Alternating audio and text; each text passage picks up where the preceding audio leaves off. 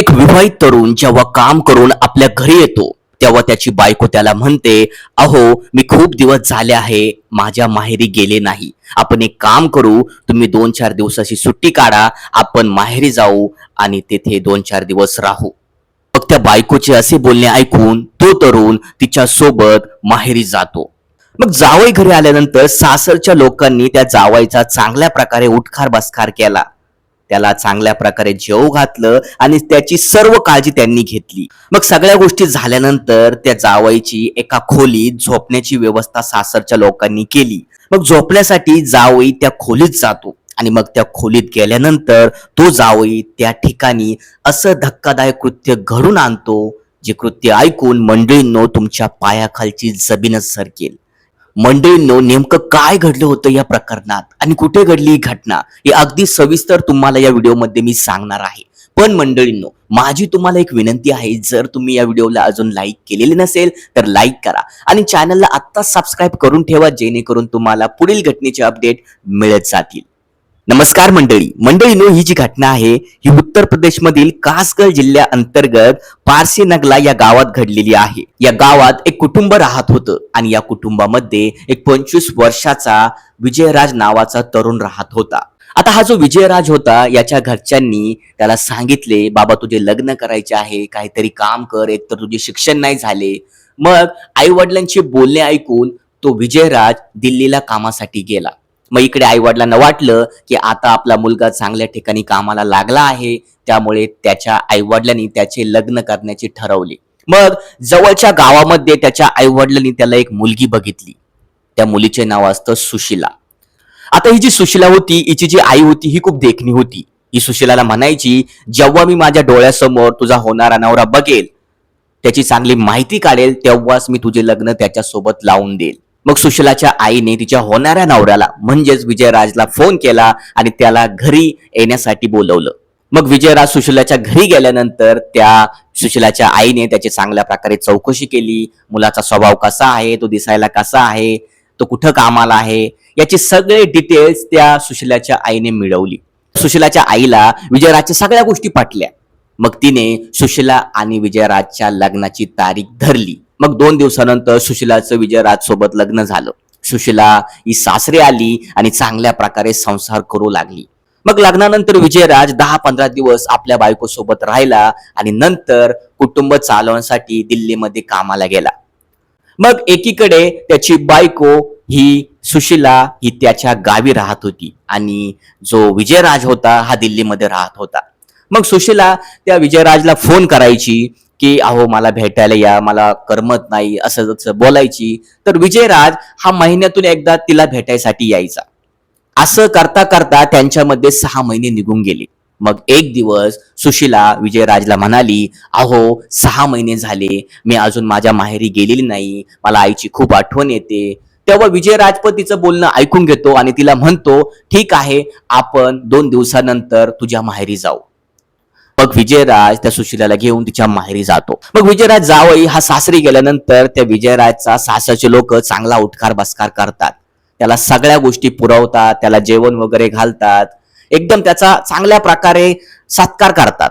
आणि मग सगळ्या गोष्टी करून झाल्यानंतर त्या सासरचे लोक त्याला एक खोली दाखवतात झोपण्यासाठी आणि मग त्या ठिकाणी तो विजयराज झोपायला जातो. विजयराजची बायको पण तेथे माहेरी राहून तिच्या आईच्या खोलीत झोपायला जाते. पण दुसरीकडे विजयराज तिला मध्यरात्री फोन करतो आणि तिला म्हणतो, अगं तू माझ्यापाशी झोपायला ये, मला करमत नाही. पण ती विजयराजची जी सुशिला बायको होती ती त्याला म्हणायची, हे माझं माहेर आहे, तुम्ही असं काय करता, तुम्हाला एक दिवस पण दम निघत नाही का? पण विजयराज ऐकायला तयार नव्हता. मग विजयराजने तिला खूप मनवले. शेवटी ती सुशिला त्याच्या रूम मध्ये गेली आणि त्यांच्यामध्ये नको ते कृत्य झालं. मग जेव्हा त्यांच्यामध्ये नको ते कृत्य होत होतं तेव्हा सुशिलाची आई अचानक मध्यरात्री उठली आणि तिने आपल्या मुलीला बघितलं की आपली मुलगी आपल्या सोबत नाही. तेव्हा ती तिला शोधण्यासाठी इकडे तिकडे बघू लागली. मग आपली मुलगी कुठे गेली मध्यरात्री हे शोधण्यासाठी सुशिलाची आई ही त्या जावईच्या रूम कडे जाते. आणि जावायच्या रूमकडे जाताना तिला वेगवेगळ्या प्रकारचे आवाज येऊ लागतात आणि काय घडतं त्या रूम मध्ये हे बघण्यासाठी त्या रूम मध्ये ती डोकवते. तेव्हा तिला त्या ठिकाणी दिसते की आपली मुलगी आणि आपला जावई नको ते कृत्य करत होते आणि त्यांचे कृत्य बघून त्या सुशिलाच्या आईच्या मनात वेगळेच विचार येत होते. मग त्या दोघांचा थोडा कार्यक्रम बघून सुशिलाची आई ही तशीच खोलीत गेली आणि झोपायचे नाटक केले. मग सुशिला आणि विजयराजमध्ये सगळ्या गोष्टी झाल्यानंतर सुशिला ही तिच्या आईच्या खोलीत गेली आणि तिच्या आई शेजारी झोपली.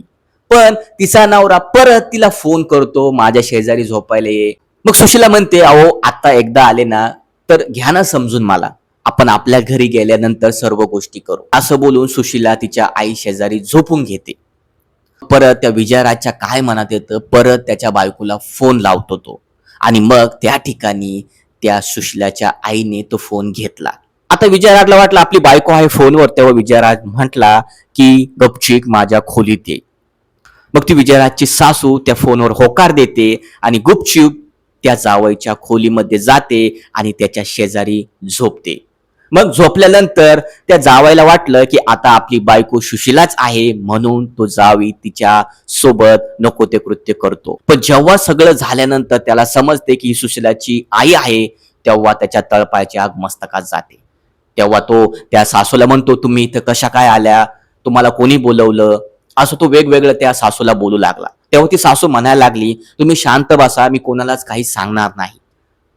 असं म्हणून ती सासू त्याच्यासोबत नको ते कृत्य करू लागली.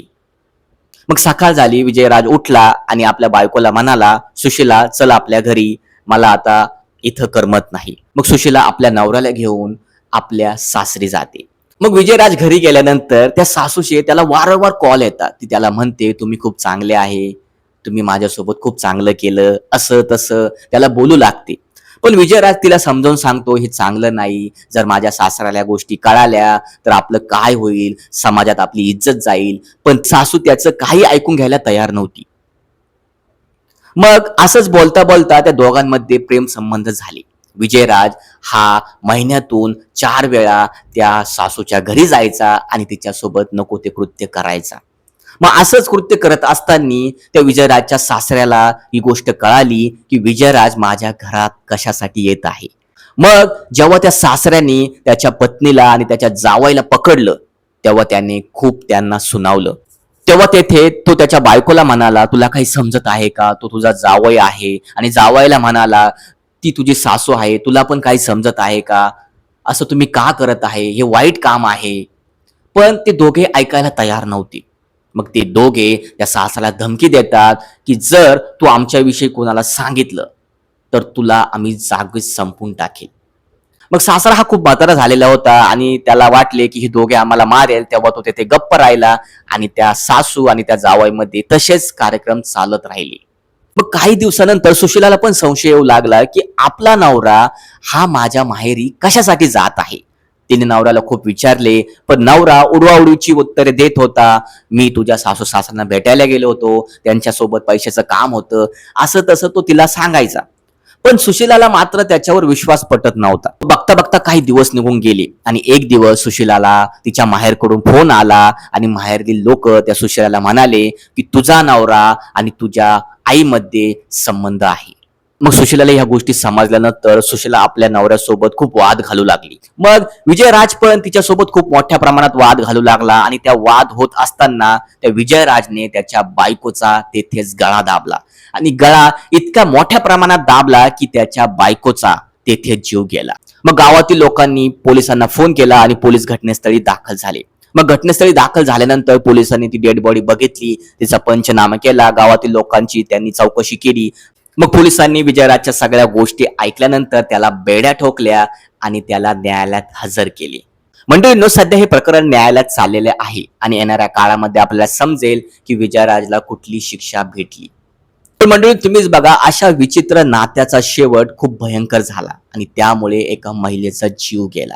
मंडळींनो, या घटनेचा उद्देश कोणाच्या भावना दुखवणं किंवा असतील त्याचा प्रसार करणं हे नाही.